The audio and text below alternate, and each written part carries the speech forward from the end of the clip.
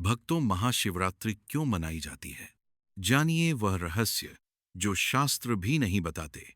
भाइयों और बहनों, आज मैं आपको एक ऐसी कहानी सुनाने जा रहा हूं जो शायद आपने कभी नहीं सुनी होगी। यह कहानी है महाशिवरात्रि की, उस पावन रात की जब धरती और आकाश, देव और मानव, समय और शून्य सब एक हो जाते हैं। लेकिन क्या आप जानते हैं कि इस रात के पीछे छिपा है एक ऐसा रहस्य जो न केवल हमारे अस्तित्व को परिभाषित करता है, बल्कि हमारे भीतर की उस अनंत शक्ति को भी जगाता है जिसे हम भूल चुके हैं। तो चलिए मेरे साथ, चलिए उस यात्रा पर जहां हम जानेंगे कि आखिर क्यों यह रात इतनी खास है, क्यों लाखों भक्त इस रात जागते हैं, क्यों शिव की आराधना करते हैं और क्यों यह रात हमारे जीवन को पूरी तरह बदल सकती है। चलिए जानते हैं भक्तों। आज की कथा अत्यंत ज्ञानवर्धक और प्रेरणादायक है। कथा शुरू करने से पहले आपसे एक विनम्र निवेदन करते हुए यह कहना चाहता हूं कि शास्त्रों में कहा गया है कि अधूरी छोड़ी गई कथा दुख और पाप का कारण बनती है, इसलिए इसे अंत तक अवश्य सुने। भक्तों, तो आइए बिना समय बर्बाद किए आरंभ करते हैं आज की प्रेरणादायक कथा। लेकिन उससे पहले आपके फायदे के लिए एक महत्वपूर्ण जानकारी। भक्तों, अगर आप भी चाहते हैं कि साल 2026 में भगवान भोलेनाथ का आशीर्वाद आप पर सदैव बना रहे, तो इस वीडियो को एक लाइक करें और आपके अपने इस चैनल को सब्सक्राइब कर लें और कमेंट बॉक्स में हर हर महादेव जरूर लिखें।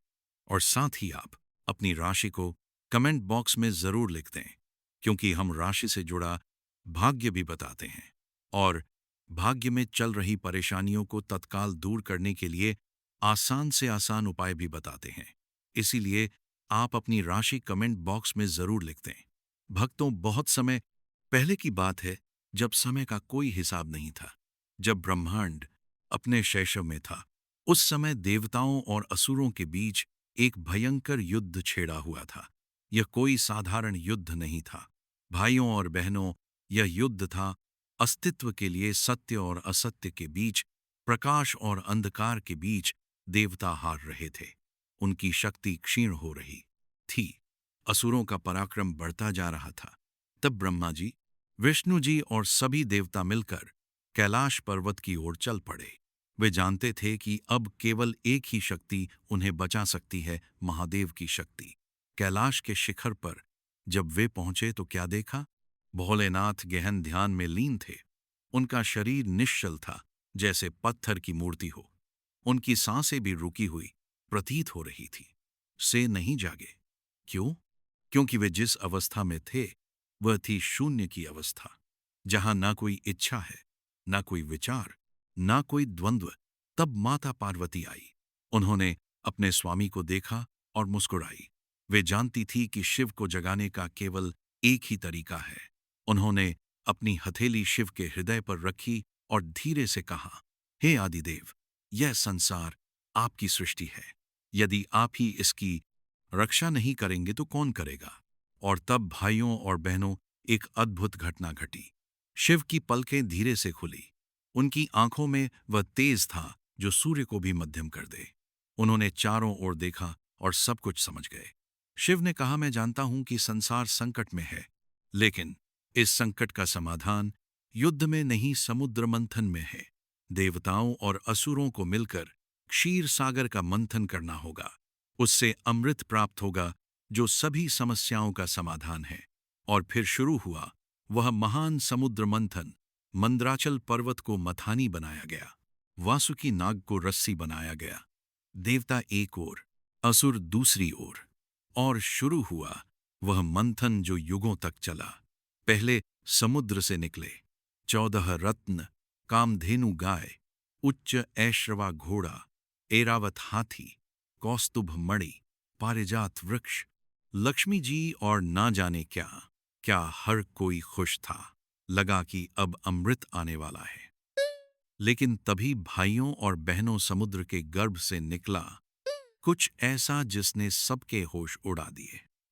निकला हलाहल विष, इतना भयंकर, इतना विनाशकारी कि उसकी एक बूंद से पूरा ब्रह्मांड नष्ट हो सकता था। उस विष की गर्मी से समुद्र उबलने लगा, उसके धुएं से आकाश काला पड़ने लगा, उसकी दुर्गंध से प्राणी बेहोश होने लगे। देवता भागे, असुर भागे, सब अपनी जान बचाने में लग गए। लेकिन वह विष फैलता ही जा रहा था। हर पल हर क्षण वो पूरे ब्रह्मांड को अपनी चपेट में ले रहा था। तब सभी फिर से कैलाश की ओर दौड़े। इस बार उनकी आंखों में केवल भय था, गहरा भय। वे जानते थे कि अब उनके पास समय नहीं बचा था। माता पार्वती ने जब यह सब देखा तो उनका हृदय दुख से भर गया। वे जानती थी कि शिव क्या करने वाले हैं। उन्होंने शिव का हाथ पकड़ा और कहा, नहीं स्वामी, यह विष आपको मार देगा, कृपया मत जाइए। शिव ने माता पार्वती की ओर देखा। उनकी आंखों में अपार प्रेम था, लेकिन उससे भी अधिक था कर्तव्य का बोध। उन्होंने कहा, प्रिय, यदि मैं नहीं गया तो यह सारा संसार नष्ट हो जाएगा, और यह संसार हमारा घर है, हमारे बच्चों का घर है। एक पिता अपने घर को कैसे नष्ट होते देख सकता है। पार्वती की आंखों में आंसू आ गए। वे जानती थी कि शिव को कोई नहीं रोक सकता जब वे किसी के भले के लिए कुछ करने संगीत का निश्चय कर लें। उन्होंने बस इतना कहा, तो मैं भी आपके साथ चलूंगी। शिव मुस्कुराए। उन्होंने कहा, नहीं प्रिय, तुम्हें यहीं रहना होगा, क्योंकि यदि मुझे कुछ हो गया तो इस संसार को तुम्हारी जरूरत पड़ेगी।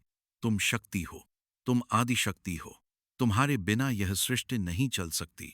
यह कहकर शिव उस विष की ओर चल पड़े। हर कदम के साथ वह विष उनके करीब आता जा रहा था। उसकी गर्मी को वे महसूस कर सकते थे, उसकी विनाशक शक्ति को वे जानते थे, लेकिन फिर भी वे नहीं रुके। और फिर भाइयों और बहनों, शिव ने वह किया जो कोई और नहीं कर सकता था। उन्होंने उस हलाहल विष को अपने हाथों में उठाया। वो विष इतना तेज था कि उनकी हथेलियां जलने लगी, लेकिन उन्होंने उसे अपने मुख तक ले गया और पी लिया। एक ही घूंट में पूरा वित्त, एक ही घूंट में पूरा विष पी गया। लेकिन माता पार्वती कैसे देख सकती थी कि वह विष शिव के हृदय तक पहुंचे और उन्हें नष्ट कर दे। उन्होंने तुरंत अपना हाथ शिव के कंठ पर रख दिया। उनकी शक्ति से वह विष शिव के कंठ में ही रुक गया, वह नीचे नहीं उतरा। लेकिन भाइयों और बहनों, उस विष की पीड़ा को शब्दों में बयान नहीं किया जा सकता। वो इतना तीव्र था कि शिव का पूरा शरीर कांपने लगा। उनका कंठ नीला पड़ गया, इतना नीला जैसे रात के आकाश का रंग हो। उनकी आंखों से आंसू बहने लगे, लेकिन वे आंसू दर्द के नहीं थे, वे आंसू थे करुणा के। शिव ने सोचा, यह विष जो मुझे पीड़ा दे रहा है, यदि यह किसी और के शरीर में चला गया होता तो क्या होता? कितने प्राणी मर जाते, कितनी माताएं अपने बच्चों को खो देती, कितने बच्चे अनाथ हो जाते। यह सोचकर उन्हें और भी अधिक पीड़ा हुई। लेकिन यह पीड़ा शारीरिक नहीं थी, यह पीड़ा थी मानसिक आत्मिक। उन्होंने सोचा कि काश वे और अधिक विष पी सकते, काश वे इस संसार के सभी दुखों को अपने भीतर समेट सकते। देवताओं ने जब यह देखा तो वे रो पड़े। उन्होंने शिव के चरणों में गिरकर कहा, हे महादेव, आपने हमें बचा लिया, लेकिन खुद को संकट में डाल दिया। हम आपके इस त्याग को कभी नहीं भूल सकते। शिव ने कहा, यह कोई त्याग नहीं है भाई, यह तो मेरा कर्तव्य है। मैं इस सृष्टि का पालनहार हूं, इसका संहारक भी हूं। जब सृष्टि संकट में हो तो मुझे आगे आना ही पड़ेगा। लेकिन विष की पीड़ा बढ़ती ही जा रही थी। शिव के शरीर से धुआं निकलने लगा। उनका तापमान इतना बढ़ गया कि जो भी उनके पास जाता वह झुलस जाता। तब ब्रह्मा जी ने कहा, हमें शिव के शरीर को ठंडा करना होगा, नहीं तो यह विष उन्हें भीतर से जला देगा। विष्णु जी ने कहा, लेकिन कैसे, कौन सी शक्ति इस विष की गर्मी को शांत कर सकती है? तब चंद्रदेव आगे आए। उन्होंने कहा, मैं अपनी शीतलता से शिव को राहत दे सकता हूं। कृपया मुझे उनके मस्तक पर विराजमान होने दीजिए। और इस प्रकार चंद्रदेव शिव के मस्तक पर विराजमान हो गए। उनकी शीतल किरणें शिव के शरीर को ठंडक पहुंचाने लगी। धीरे धीरे शिव का तापमान कम होने लगा। फिर गंगा माता आई। उन्होंने कहा, हे शिव, मैं आपके मस्तक पर बहूंगी। और अपनी पवित्रता से आपको शुद्ध करूंगी। और इस प्रकार गंगा भी शिव की जटाओं में विराजमान हो गई। उनका पवित्र जल शिव के शरीर से होकर बहने लगा। लेकिन सबसे बड़ी राहत दी माता पार्वती ने।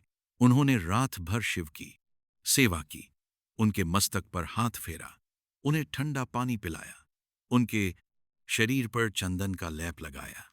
उनका प्रेम, उनकी सेवा, उनकी भक्ति ने शिव को वह शक्ति दी जिससे उन्होंने उस विष को अपने वश में कर लिया। और भाइयों और बहनों, वो रात थी महाशिवरात्रि की रात। वो रात जब शिव ने संसार को बचाने के लिए विष पिया। वो रात जब उन्होंने अपार पीड़ा सहित लेकिन फिर भी हार नहीं मानी। वो रात जब उन्होंने सिद्ध कर दिया कि प्रेम और त्याग से बड़ी कोई शक्ति नहीं है। लेकिन कहानी यही खत्म नहीं होती। जब सुबह हुई तो शिव का शरीर फिर से सामान्य हो गया था। विष अब भी उनके कंठ में था, लेकिन अब उसने उन्हें नुकसान पहुंचाना बंद कर दिया था। वह अब शिव के वश में था। शिव उठे और अपने त्रिशूल को हाथ में लिया। उनकी आंखों में एक नया तेज था, एक नई ऊर्जा। वे कैलाश के शिखर पर गए और वहां उन्होंने नृत्य करना शुरू किया। यह कोई साधारण नृत्य नहीं था भाइयों और बहनों, यह था तांडव नृत्य, सृष्टि और संहार का नृत्य। उनके हर कदम से धरती कांपती, उनके हर मुद्रा से आकाश गूंजता। उनके नृत्य में वह शक्ति थी जो ब्रह्मांड को बना भी सकती थी और मिटा भी सकती थी।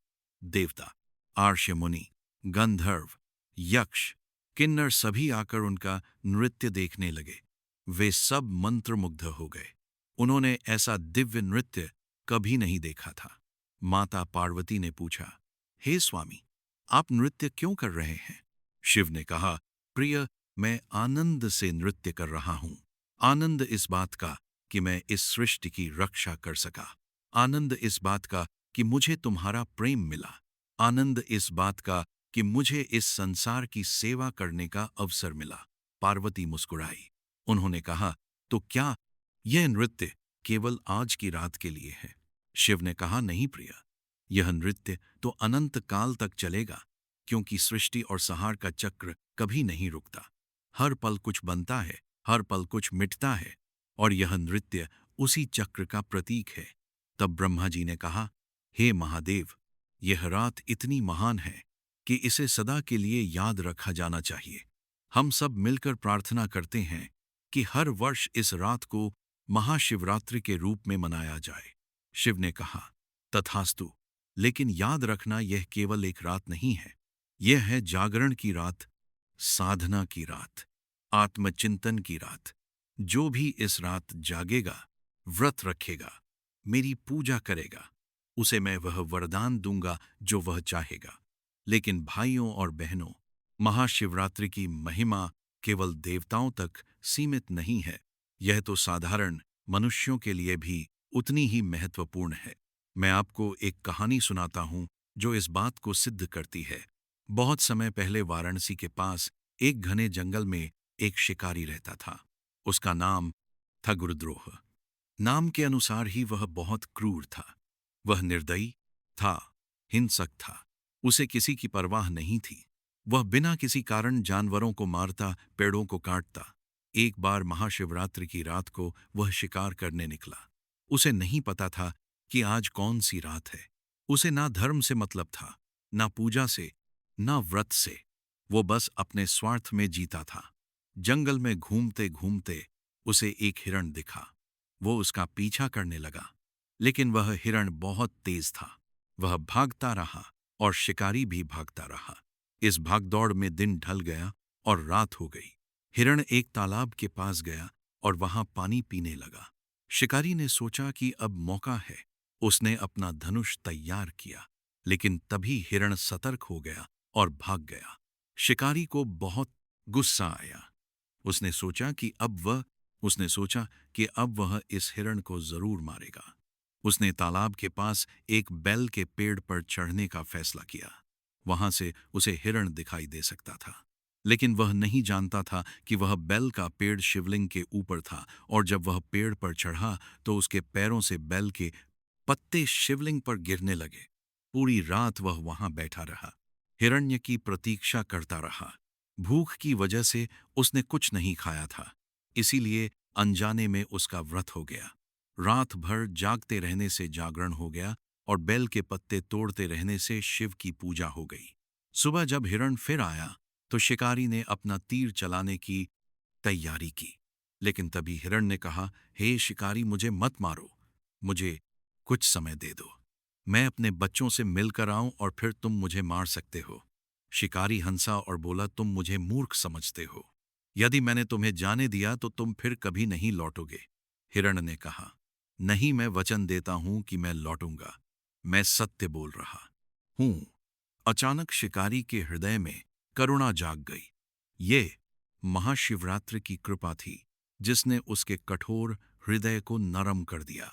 उसने कहा, ठीक है, जाओ, लेकिन याद रखना, यदि तुम नहीं लौटे तो मैं तुम्हारे परिवार को खोज निकालूंगा। हिरण चला गया। शिकारी को लगा कि वह मूर्ख बन गया है, लेकिन कुछ समय बाद वह हिरण सच में लौट आया। उसके साथ उसकी पत्नी और बच्चे भी थे। हिरण ने कहा, हे शिकारी, मैं अपना वचन पूरा करने आया हूं, लेकिन एक प्रार्थना है। कृपया पहले मेरी पत्नी और बच्चों को मारो, मैं उन्हें मरते हुए नहीं देख सकता। यह सुनकर शिकारी का हृदय पिघल गया, उसकी आंखों में आंसू आ गए।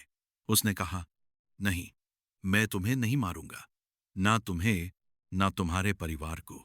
तुम सब जाओ और खुशी से रहो। और उस दिन से शिकारी बदल गया। उसने हिंसा छोड़ दी, शिकार छोड़ दिया। वह शिव का भक्त बन गया और अपना पूरा जीवन सेवा में लगा दिया। अब आते हैं सबसे महत्वपूर्ण मंत्र पर। ओम नमः शिवाय। यह पंचाक्षर मंत्र है, 5 अक्षरों का मंत्र, लेकिन इन 5 अक्षरों में छिपा है पूरे ब्रह्मांड का रहस्य। ना यह सिवाय सिवाय 5 अक्षर मंत्र है। अक्षर है पृथ्वी तत्व का प्रतीक, यह हमारे शरीर का प्रतीक है। मैं, यह अक्षर है जल तत्व का प्रतीक, यह हमारी भावनाओं का प्रतीक है। शी, यह अक्षर है अग्नि तत्व का प्रतीक, यह हमारी ऊर्जा का प्रतीक। वह, यह अक्षर है वायु तत्व का प्रतीक, यह हमारे प्राण का प्रतीक है। यह अक्षर है आकाश तत्व का प्रतीक, यह हमारी आत्मा का प्रतीक है। जब हम ओम नमः शिवाय बोलते हैं तो हम इन 5 तत्वों को शिव को समर्पित करते हैं। हम कहते हैं कि हे शिव, यह शरीर तुम्हारा है, यह प्राण तुम्हारा है, मैं कुछ भी नहीं हूं, सब कुछ तुम हो। महाशिवरात्रि की रात इस मंत्र का जाप करना बहुत शक्तिशाली होता है, क्योंकि इस रात ब्रह्मांड की ऊर्जा कुछ ऐसी होती है कि मंत्र की शक्ति कई गुना बढ़ जाती है। इस रात एक बार मंत्र जपने का फल 1000 बार जपने के बराबर होता है। तो भाइयों और बहनों, अब आप समझ गए होंगे कि महाशिवरात्रि क्यों इतनी महत्वपूर्ण है। तो आइए इस महाशिवरात्रि को पूरी श्रद्धा से मनाएं, शिव का ध्यान करें, शिव की पूजा करें, लेकिन सबसे बढ़कर शिव के समान बनने की कोशिश करें, क्योंकि यही है असली भक्ति, यही है असली पूजा। यह थी महाशिवरात्रि की वह कहानी जो आमतौर पर नहीं सुनाई जाती। तो दोस्तों, आज की हमारी वीडियो आपको कैसी लगी हमें कमेंट करके बताएं। अगर आपको हमारी वीडियो अच्छी लगी तो कमेंट बॉक्स में हर हर महादेव जरूर लिखें, और आपके अपने इस चैनल को सब्सक्राइब करना ना भूलें। दोस्तों, मिलते हैं अगली वीडियो में एक नई जानकारी के साथ। तब तक के लिए हर हर महादेव।